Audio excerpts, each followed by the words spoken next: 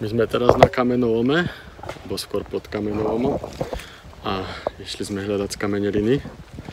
Takže tu je na takej veľkej skale, tu sú nejaké drobnosti. No a tú mušličku som našiel, takto to vyzerá. Tu teraz to zaostro, takto to vyzerá. A ideme hľadať ďalšie. Chlapci tam chodia hore.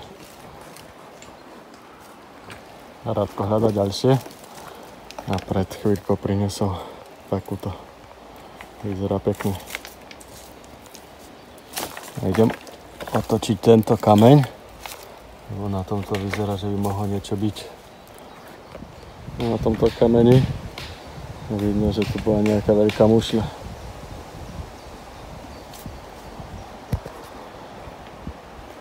No a tuto prehľadáme pomaly každú skálku. A veríme, že nájdeme niečo pekné. Ďalšia, ktorú som našiel, je takáto.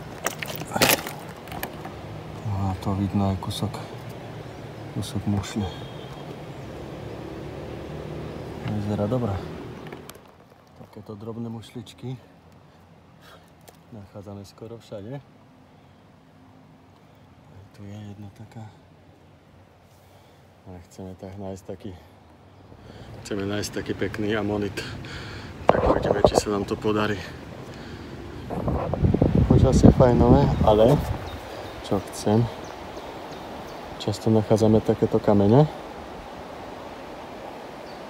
No a chcel by som vlastne vedieť, čo to je. Čiže ak sa do toho vyznáte, mohli by ste mi napísať do komentára, čo to je zač. Akože ja si to pokúsim aj doma vyhľadať, ale bol by som rád, kebyže mi to napíše, kto sa fakt do toho vyzná. Z jednej skaly sa mi podarilo odbiť takúto mušľu. Vyzerá celkom dobre, nie?